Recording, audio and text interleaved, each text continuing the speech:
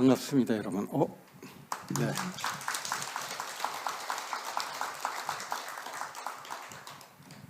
네, 마이크하고 제 목소리하고 지금 맞추는 시간 조금. 네, 네. 아무래도 이제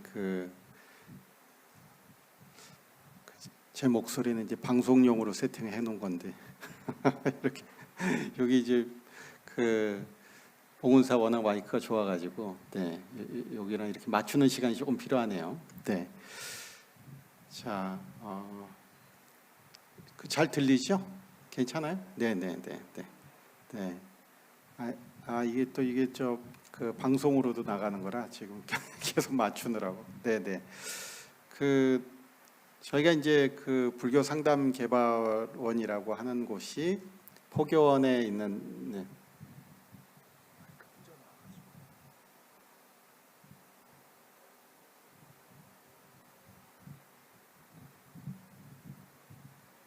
네. 이런 상황입니다, 지금. 네, 좀 죄송하게 생각하고요. 좀 더 많은 사람들에게 생명 운동에 대해서 설명을 하려고 하는 일련의 네, 상황이라서 이렇게 지금 뭐 마이크도 좀 차고 뭐 이렇게 하고 있습니다. 네, 얘도 꺼줘도 되는데, 얘도 꺼줘도 되는데, 네. 이 선풍기는 여기 꺼줘도 되거든요. 네, 네, 네. 이것도, 네, 네. 이것도 빼고, 할게요. 네, 네, 네. 네, 좀 귀찮은 일을, 네. 어쨌든 불교 상담 개발원이라고 하는 종령 기구가 조계종 안에 있습니다. 대한불교 조계종 포교원에는 단체가 크게 둘로 나눌 수가 있는데요. 하나는 포교 단체라고 하는 단체들이 있습니다. 그리고 또 하나는 신도 단체라는 단체, 이렇게 크게 둘로 나눌 수가 있고요. 여러분이 잘 아는 뭐 중앙신도회라든가 대한불교 청년회라든가 그다음에 잘 아는 뭐 대학생들 대불련, 이런 조직들은 다 신도 조직이라고 하는 여기에 다 들어가 있습니다. 그런데 이 포교원하고 직접 관련이 되어 있을 뿐만 아니라 전법 포교의 일선에 있는 단체들은 포교 단체라고 되어 있는데요. 여기는 4개 단체만 있습니다. 하나는 여러분 잘 아시는 포교사단이라고 하는 단체가 있고, 두 번째는 지금 이제 전국 여성 불자회가 새로 만들어졌는데 전국 여성 불자회도 포교 단체에 들어가 있습니다. 그리고 이제 특수하게 전법 포교를 해야 되는 필요성에 의해서 단체 2군데가 더 포교 단체로 지정이 되어 있는데요. 그 중에 하나는 외국인들 상대로 전법 활동하기 위한 국제포교사회라는 단체가 하나 있습니다. 여기도 포교 단체거든요. 그 다음에 또 하나 아주 위기에 처한 분들을 돕기 위해서 만든 단체가 하나 있습니다. 그게 바로 불교 상담 개발원입니다. 제가 이제 포교 부장으로 있으면서 불교 상담 개발원의 원장을 맡고 있는데요.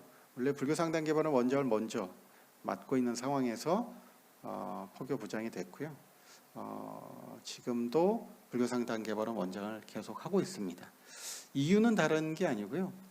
전법 포교하는 데 있어서 특히 위기에 처한 사람들을 돕는데 좀 더 관심을 기울이고 신경을 쓰고 그리고 포교원과 유기적인 관계를 맺어야 된다라는 그런 아무래도 생각이 있으셔서 포교 원장 스님께서 그렇다면 이 단체만큼은 계속해서 맡아서 하는 것이 훨씬 낫겠다, 이렇게 생각하신 것 같습니다.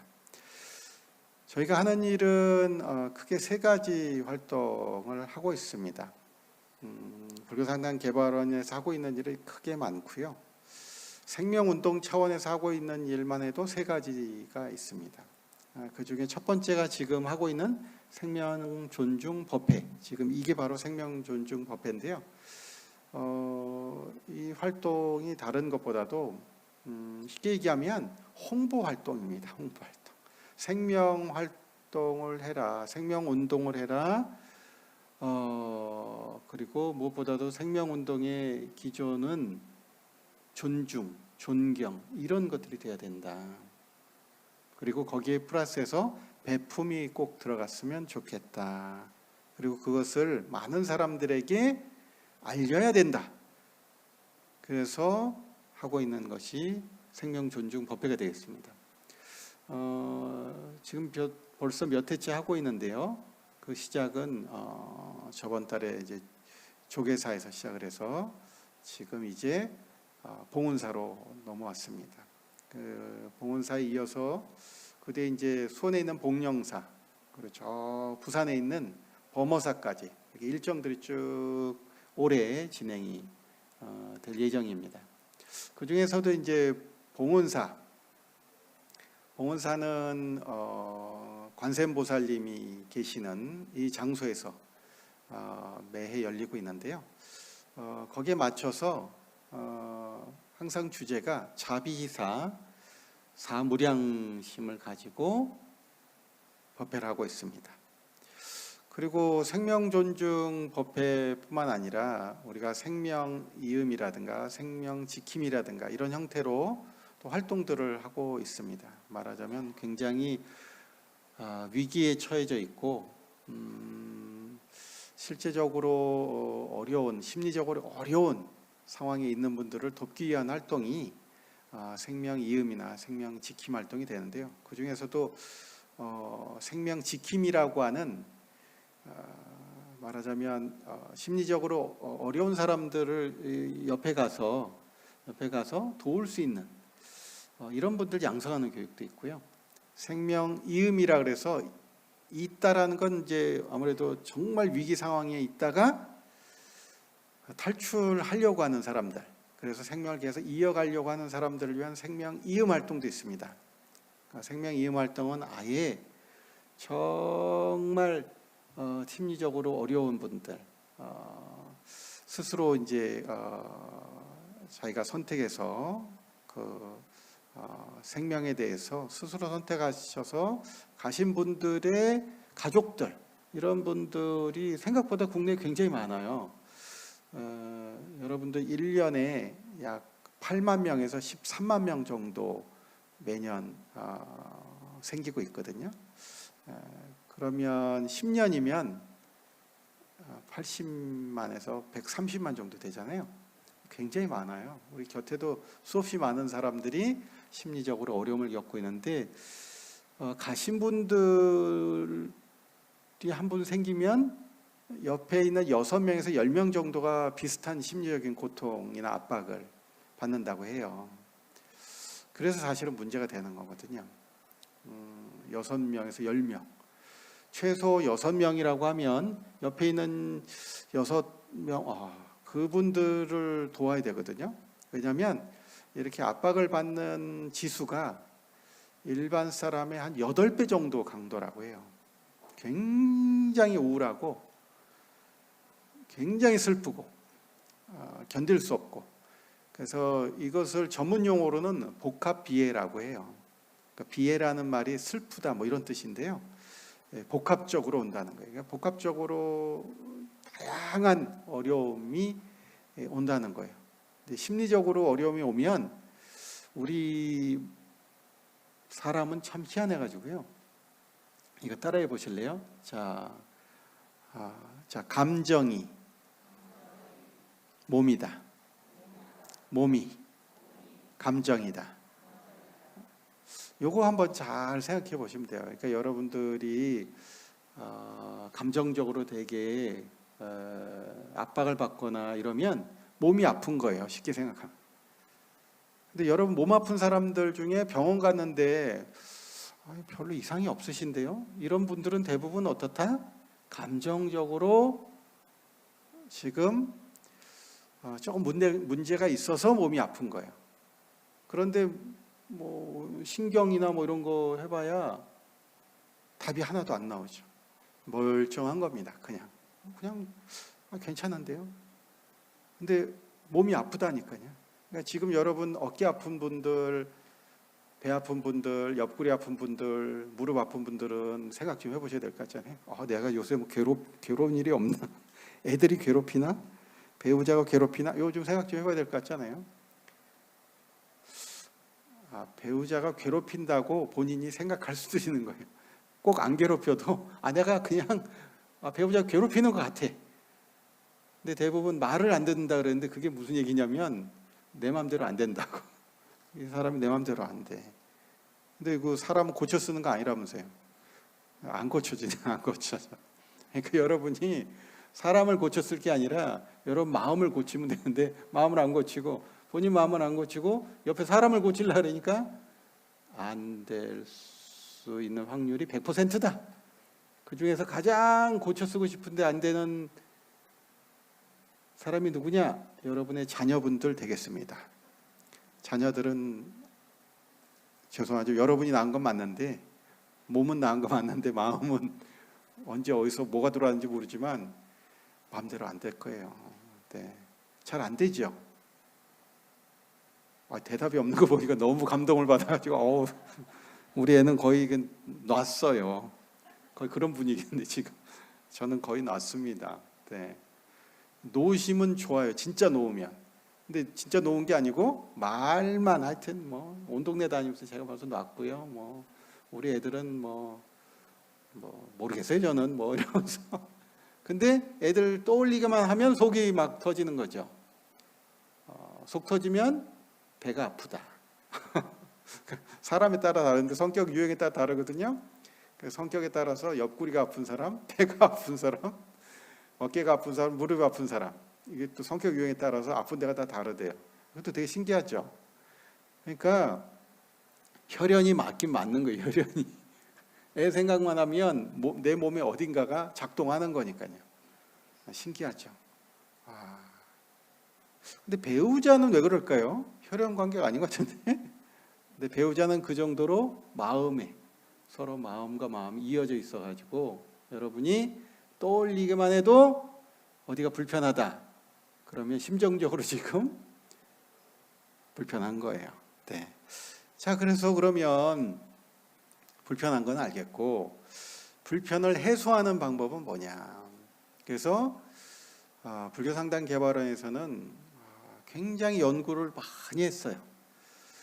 저희가 지금 하고 있는 것도 문화체육관광부의 지원을 계속해서 받고 있거든요.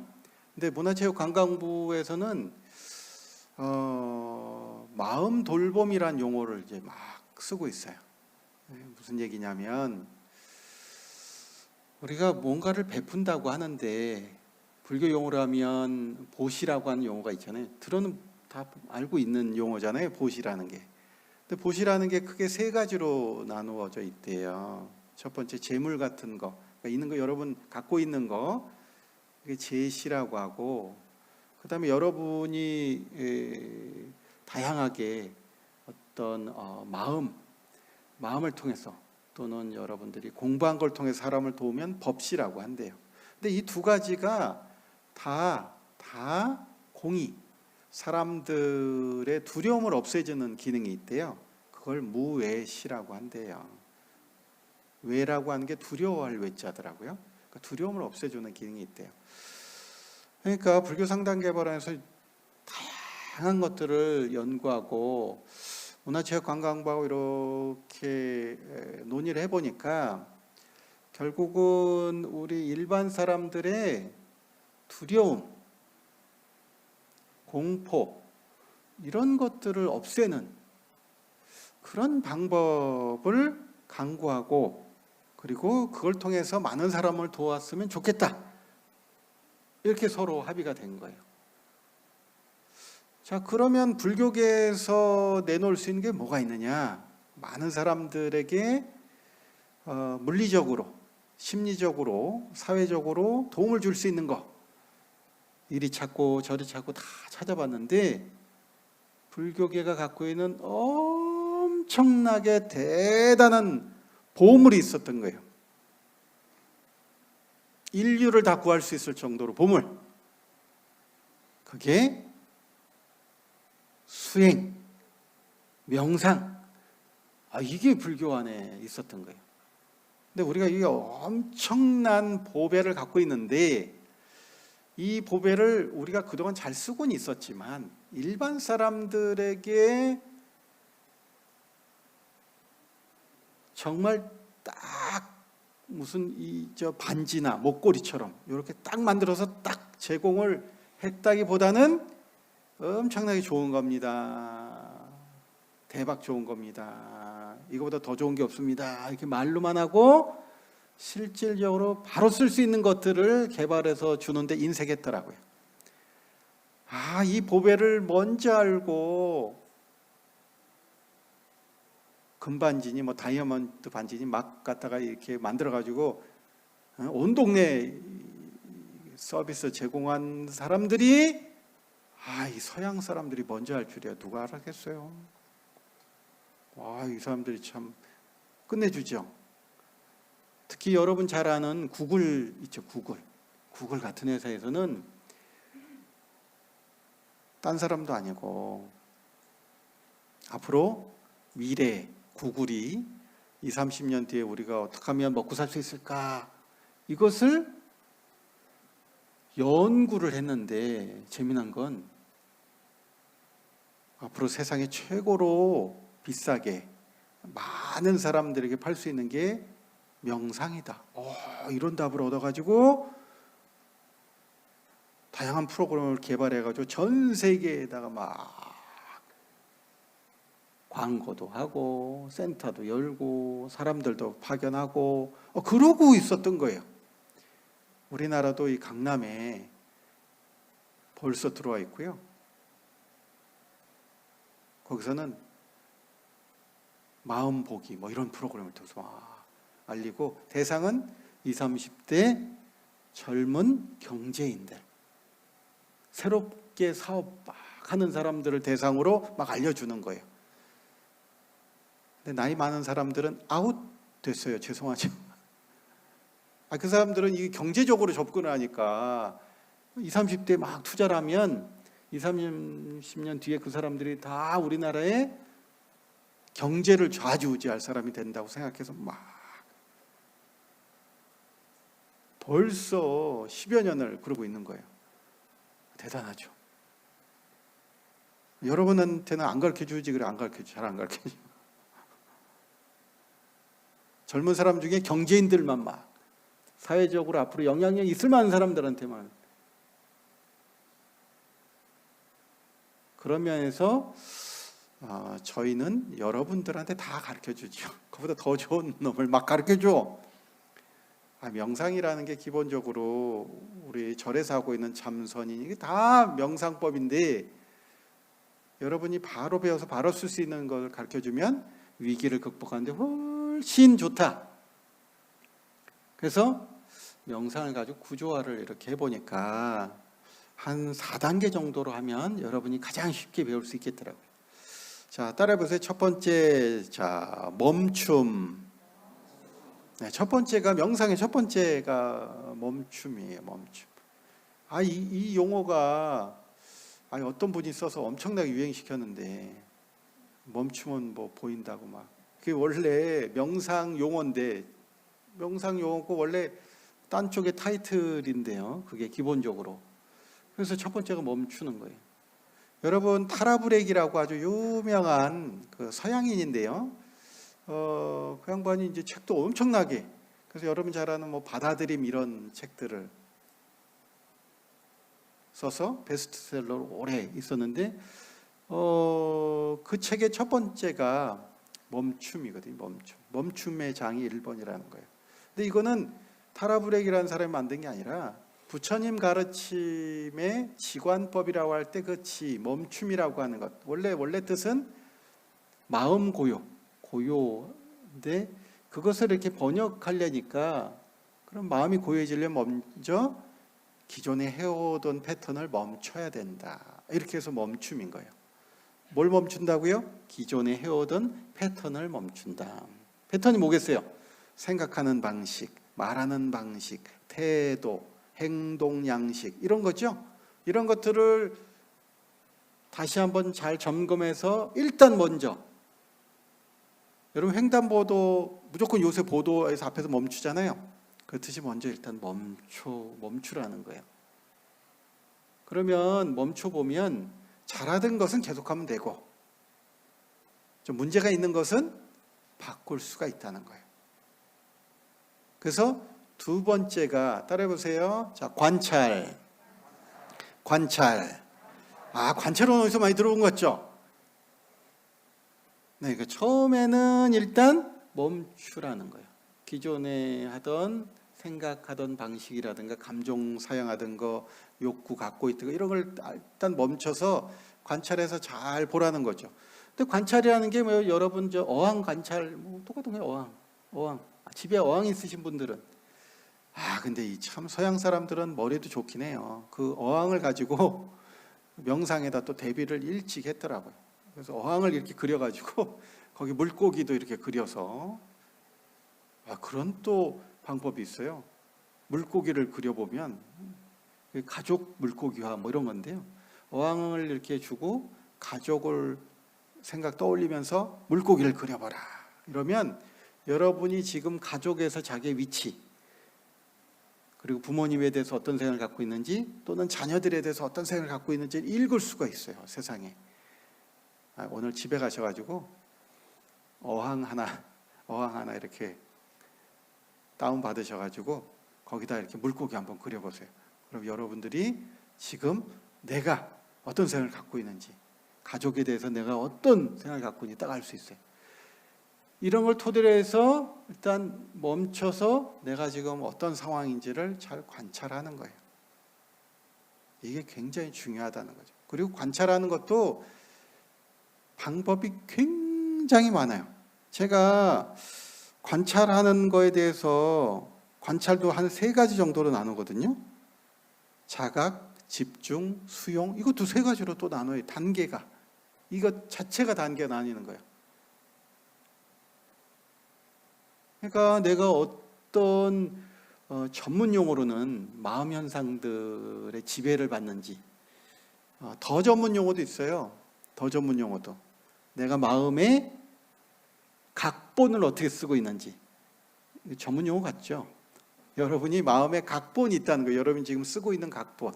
이 각본대로 여러분 인생을 지금 쓰고 살고 있다는 거예요. 용어를 되게 재밌게 만들었죠. 각본이라고 한다. 이거 더 전문 용어는 영어로 tell이라고 그래요. T-E-L-L 거기다 S까지 붙이면 복수형이거든요. tell이 뭐냐면 구분하다는 뜻이에요. 구분하다. 여러분 옛날에 이거 좀 옛날 얘기긴 한데 대학교에 옛날에 그 블라인드 미팅 그러니까 이제 본 적은 없는데 서로 소개받아가지고 가서 이 사람 어떤 찾아야 되는데 그때 했던 게 옛날에 그 타임지 뒤에다 이렇게 꽂고 있거나 여기 꽃 들고 있거나 그런 세대 아니에요? 그것도 한 번도 안 했으면 연구해야 되는데 그냥 대충 어쩌다가 해보니까 애가 둘이 그런 건 아니죠.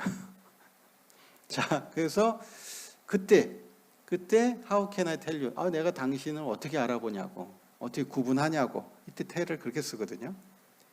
말하다 원래 말하다는 뜻인데 그러니까 나를 표현한다는 뜻으로 쓰이니까 내 마음에 있는 것이 바깥으로 드러나는 것들을 다 tell이라고 하거든요.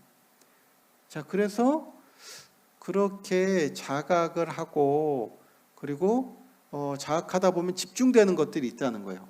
쟤다, 얘다. 그러니까 집중되는 것들이 나왔을 때 그 집중되는 것들을 여러분들이 녹여서 잘 수용하면 받아들이면 그때 이것들을 다 처리할 수 있다는 거예요. 근데 이게 왜 중요하냐? 이때 마음에 드러나는 것들이 2가지가 있는데 전문 용어로 우리 마음속에 마음밭이 있다고 하면 이 마음밭에 심어져 있는 것이 크게는 3가지인데 하나는 빼고 중립적인 하나는 빼고 하나는 좋은 마음 현상이 있고 또 하나는 좋지 않은 마음 현상이 있대요. 근데 저는 불교가 참 매력적인 게 부처님 가르침이 최고인 게 부처님이 좋다, 좋지 않다 이렇게 표현을 쓰시지 좋다, 나쁘다 이렇게 표현을 안 쓰시거든요. 이거 좀 희한하죠. 우리 마음에 일어나는 모든 현상은 경우에 따라서 좋을 수도 있고 좋지 않을 수도 있대요. 쉽게 얘기해서 슬픔도 어떤 때는 되게 좋게 쓸 수가 있대요. 여러분 저 울고 싶을 때 울어야 되지 않나요? 울고 싶을 때 안 울게 되면 독한 사람 됩니다. 주변 사람 다 괴롭히고. 그 다음에 기쁨도 어떤 때는 굉장히 좋은 건데 어떤 때는 이게 좋지 않을 수도 있다는 거예요. 왜냐하면 너무 기쁘다가 숨 넘어가서 가신 분들이 계셔. 오버해가지고. 예전에 보면 옛날에 무슨 고시 뭐 이런 거 할 때 한 20년 준비해가지고 계속 떨어지다가 붙었다는 말에 너무 기뻐서 가셨어. 이게 뭐예요 이게? 이거 좀 아니지 않나요? 요새는 뭘 해야 기뻐서 가실라나? 기쁜 게 없어요. 이제 별로 기쁜 게 없어요. 자, 그래서 이렇게 마음 현상 중에 좋지 않은 것은 좋지 않은 것, 우리가 지금 좋지 않다. 이걸 위험 요인이라 그래요. 그다음에 되게 좋다. 이거는 보호 요인이라 그래요. 그냥 전문 용어일 뿐이에요. 그런데 마음을 잘 관찰하다 보면 보호 요인으로 떠오르는 게 있는데 그게 바로 자비사 사무량심의 대표 중의 대표입니다. 최고로 좋은 보호 요인이 자비희사 이 네 가지가 꼽히는 거예요. 자는 여러분들이 잘 아는 우리 보통 맺다 이렇게 얘기하는데 자애. 그리고 자애에 관해서는 아예 부처님 당시에 자애관이라고 해서 또는 자애경이라고 해서 아예 부처님이 남기신 경전이 있죠. 그 안에 보면 모든 존재를 마치 자녀를 생각하는 어머니의 마음으로 모든 존재를 껴안아라 이런 표현이 나와요. 모든 존재를 그렇게 생각하라는 거예요. 그게 명상법이에요. 자애관법, 자애관. 이게 명상법 중에 최고예요. 그러니까 보호 요인을 지금 극대화해야 되는데 서양에서는 이거를 알아차리고서는 뭐라고 이름을 지었냐면 긍정심리, 긍정심리학, 행복심리학 이름 이렇게 붙였어요. 우린 옛날부터 쓰고 있는 건데 2500년 전부터 다 부처님이 가르쳐 쓰고 있는 건데 우리도 좀 빨리빨리 이렇게 해서 명칭을 좀 잘 붙였으면 되는데 서양 사람들이 여기다 더 빨리 막 붙여가지고 좋은 용어를 그래서 브랜드를 막 붙인 거예요. 그 행복 요인이다. 뭐 있어 보이죠? 근데 우리가 갖고 있는 건데 여기다 그냥 이름을 막 갖다 붙여가지고 보호 요인 중에 최고다 막 이렇게 붙인 거예요. 근데 우리는 갖고 있는 거니까 이것을 잘 쓰면 되겠죠. 그래서 첫 번째가 자애다.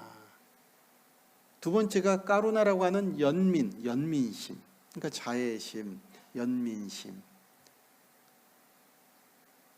그 다음에 세 번째에 대해서 원래는 수희라 그래서 수희심, 기쁨을 함께하다 이게 수희거든요. 근데 요새는 그걸 동락심이라고 붙였어요. 동고동락할 때 그 동락 있잖아요. 동락, 함께 기뻐한다 그래서.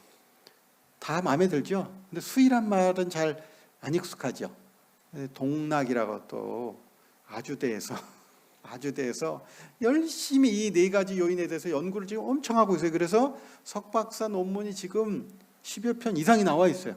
이것만 연구한 거예요. 자비이사 이 네 가지만 연구해서 논문이 엄청나게 나오고 있고 계속 나오고 있어요. 대단하지 않아요? 측정 도구까지 만들었어요. 이 네 가지를 측정할 수 있는 측정 도구도 만들었어요. 설문지로 이렇게 해가지고 12개밖에 안 돼요. 12개밖에 안 돼요. 이렇게 해서 여러분 체크만 이렇게 하면 아, 이 사람이 지금 자애심이 넘친다, 동락심이 넘친다, 이런 식으로 체크할 수 있게 된 거예요. 그 다음에 네 번째가 평등심, 평정심, 평등, 평정심, 뭐 여러 가지 표현이 있는데, 네 번째는 자비희사인데 이게 사자가 버릴 사자거든요. 말하자면 내가 존재에 대해서 다 평등하게 생각해서, 그리고 나한테 일어나는 모든 심리현상에 대해서 내가 드디어 부동의 마음을 가지게 됐다는 거예요. 십지로 치면 팔찌가 부동지잖아요. 이런 마음이 된다는 거예요. 대단하죠. 이 네 가지를 여러분들이 계속해서 연마하면 되겠네요. 수행을 이거 하면 되잖아요. 그러니까 사무량관을 사무량심이라고 되어 있는, 그 다음에 또 이게 무량심이라고 또 이름도 잘 붙였죠. 무한한 마음을 표현하는 무량심의 대표 선수인 거예요. 이 네 가지만 여러분이 잘 하시면 되는 거예요. 이 네 가지를 가장 잘 쓰는 캐릭터가 불교계의 관세음보살님 캐릭터예요. 관세음보살님은 이 네 가지를 자유자재로 쓴다고 해서 관세음보살이에요. 이름도 그래서 관세음 관자재예요. 눈으로 딱 보고 여러분 마음을 딱 보면 이 사람이 이 보호 요인 중에서 뭐를 더 해야 되는가, 이게 딱 보여가지고 그 마음을 자유자재로 보고 쓴다 그래서 관자재예요. 그리고 여러분 세음이라고 할 때 세는 여러분 마음을 뜻해요. 여러분 마음에 있는 세, 거기서 나오는 소리. 근데 몸과 마음은 연결되어 있다 그랬잖아요. 그 소리를 자유자재로 듣고 보는 사람이 관세음보살인 거예요. 그럼 여러분들이 여기 지금 법학로 오시면 관세음보살 당연히 관세음보살님께 절하죠. 그때마다 여러분이 또 외울 때 관세음보살 하는데, 그때마다 여러분이 약속하는 거예요. 나는 보겠다. 뭘요? 내 마음을 보겠다. 내 마음에 있는 보호요인, 좋은 심리현상을 내가 극대화해서 그 힘으로 많은 사람을 돕겠다. 이거 약속하는 거예요. 자, 그러면 자애관은 굉장히 쉬워요. 따라해 보실래요? 자, 합장하시고, 자, 나는, 행복한 나는, 즐거운 나는, 최고의 나는, 멋진 나는, 행복합니다. 끝이에요, 이게. 자유가 너무 쉽지 않아요? 근데 이걸 못 외운데, 이거 말이 안 되지 않나요? 여러분이 여기 법당 오시면, 저는 행복합니다. 여기 들어서는 순간 그냥 행복합니다 이러시면 되는 거예요. 물론 이제 밖에서까지 저 문까지 안 행복했어. 그럴 수 있죠. 근데 딱 들어서는 순간 어떻게 된다? 관세음보살님이 계신 이 자리에서는 그냥 저는 행복합니다. 근데 재미난 건 이거를 대치법이라 그러는데, 내가 굉장히 마음이 막 분노에 차가지고 도대체 너무 우울하다, 너무 괴롭다, 이럴 때 행복합니다 이러면 바로 바뀌는 거예요. 그러니까 괴로운 거를 다뤄서 얘를 끄집어내고 이러면 더 괴롭고, 그렇게 하는 게 아니라 그냥 선언하는 거예요. 선포를 해버려. 뭐라고요? 행복하다. 그러면 바로 행복해진다는, 이게 긍정심리학의 원리예요. 행복심리학 굉장히 심플한 거예요. 그냥 괴로운 거를 이리 빼고 저리 빼고 어디선 빼기 명상을 한다는데 뭘 빼냐는 거예요. 뺄 필요가 없다. 어떻게 한다? 그냥 선언을, 행복하다 선언하면 자동으로 빠진다. 왜냐? 마음은 한 번에 한 생각밖에 못해서. 너무 웃기죠? 마음이 재미난 게, 여러분한테 가장 위기 상황은 아마 자동차 이런 걸 것 같아요. 누가 받았어. 그러면 그때 막 열고, 얼굴 그냥 여러분이 갖고 있는 모든 표정, 그냥 84,000 표정을 막 이것저것 다 갖다 써가지고 거기서 막, 그 다음에 또 언어도 화려하게 그동안 배웠던 모든 욕을 또 다 끄집어내가지고 다 구사하시고, 그럴 것까지 굳이 없다는 거예요. 마음을 딱 바로 관세음보살 하고 보자. 이 상황을 한번 보자. 관찰하자 그랬잖아요. 보자. 이게 훨씬 여러분한테 유리할걸요? 거기서 막, 그리고 옷부터 벗는 분은 뭐예요? 나는 힘들어. 옷부터 벗어 막. 와, 화났다 이거지. 그렇다고 뭘 벗어. 안 벗어도 돼. 그거 아닌 것 같아. 아무리 봐도. 손해요. 그런 거 있잖아요. 그러니까 그냥 보셔. 딱 본다. 나는 그냥 바라본다. 상황을 본다. 그게 최고로 좋은 방법이라는 거예요. 지금까지 인류가 발견한 최고의 방법이라는 거예요. 본다 일단. 그러면 내 마음에서 시끄러운 소리가 올라올 거 아니에요. 내 마음도 보고. 근데 상대는 벌써 그런 난리가 없을 건데 침착한 사람이 이긴다. 자, 이렇게 쓰면 된다는 거예요. 그리고 연민심 기르는 연민관법은 조금 긴데 길어도 네. 자, 따라해 보세요. 자, 합장하시고 자, 세상의 모든 슬픔과 괴로움, 아픔과 슬픔에서 벗어나. 뒤에까지 합치면 행복하기를 하면 앞에 것까지 합치는 거예요. 그러면 그냥 벗어나기를 이러면 연민명세 바로 되는 거예요. 간단하죠? 근데 이걸 다 줄여. 자, 앞에를 붙여볼게요. 자, 멋진 나는 세상의 모든 고통에서 벗어납니다. 네, 이거만 하시면 돼요. 그냥 고통에서 벗어납니다. 이거만 하시면 돼요. 근데 요거 전에 먼저 뭘 해야 된다? 멋진 나는 행복합니다부터 하시고 이 뒤에를 하셔야 되는 거예요. 이게 바뀌면 큰일 나요. 부처님 가르침이 요거 바뀌면 안 된다는 거예요. 어떻게 뭐부터 해야 된다?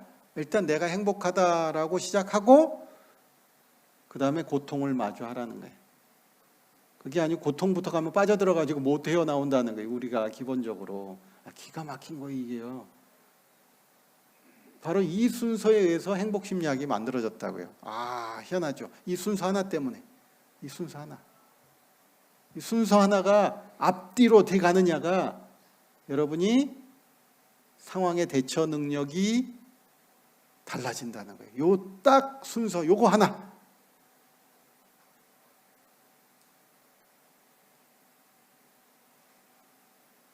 세 번째는 더 간단하겠죠. 자, 합장해 보세요. 자, 멋진 나는 함께 행복합니다. 네, 이게 수희예요. 함께 행복하다. 근데 이게 잘 안 돼요. 그래서 세 번째 와 있는 거예요. 남의 불행은 나의 행복. 나의 행복은 나의 행복. 이게 기본 맥락인데, 그러니까 함께 행복하겠습니다. 관세음보살님께는 그 약속을 하시는 거예요. 함께 행복하겠습니다. 이게 잘 안 된다. 제가 미리 말씀드렸어요. 잘 안 된다. 그래도 해본다. 네. 그러면 결과가 평정심이라는 여러분이 열매가 여러분들에게 선물로 부처님이 여러분께 그 선물을 주시는 거죠. 그 부처님의 그 역할을 잘하는 그분이 관세음보살님이시고 여러분들이 동네에서 그걸 잘하시면 여러분이 동네 관세음보살이에요. 그래서 여러분들 보살님 보살님 이러는 거예요. 이때부터 약간 제가요. 거사님도요. 원래 거사님 그게 원래 보디사트바 보살이라는 뜻을 이 동아시아에 와서 거사라고 바꾸는데 원래 다 보살 그래요. 여기는 다 보살이에요. 그래서 대승 보살도 모든 대승의 신도는 보살도를 행해야 된다 할 때 그 보살 여러분이 보살이에요. 아닌 것 같아도 보살이에요. 일단 절은 참 대단한 건 일단 먼저 불러주잖아요. 일단 불러주잖아요. 보살님 이렇게. 생각 좀 해보세요. 집에 내가 보살이어야 될 것 같다. 먼저 불러주는. 왜냐하면 여러분이 보살이 맞으니까요. 원래 그런 분이요. 근데 깜빡깜빡해. 그게 문제야. 간혹 깜빡깜빡해. 내가 보살이었나 이렇게. 그리고 특히 이상하게 절만 나가면 까먹어. 이상한 일이야. 여기만 오면 생각났다가 저 문만 나가면 깜빡깜빡하셔. 저는 오늘을 기점으로 해서 여러분의 본래 모습을 오늘부로 자각하시고 오늘 이후로는 제대로 된 모습으로 보살의 역할을 하자. 관세음 하시면 돼요. 내가 뭔지 모르겠다 싶으면 관세음 이렇게 하세요. 그럼 여러분 모습을 바로 자각할 수 있게 된다. 잊어버리지 마시고 오늘 기점으로 여러분들 관세음 역할 꼭 하셔서 자비희사 4가지 최고로 좋은 보호요인 잘 활용하셔서 주변에 있는 많은 사람들이 행복할 수 있도록 도와주시면 그게 여러분들이 생명운동에 동참하시는 거예요. 너무 쉽죠? 생명운동을 이렇게 여러분들 같이 했으면 좋겠다. 이 말씀으로 오늘 본문을 가름하고자 합니다. 여러분 너무 고맙습니다.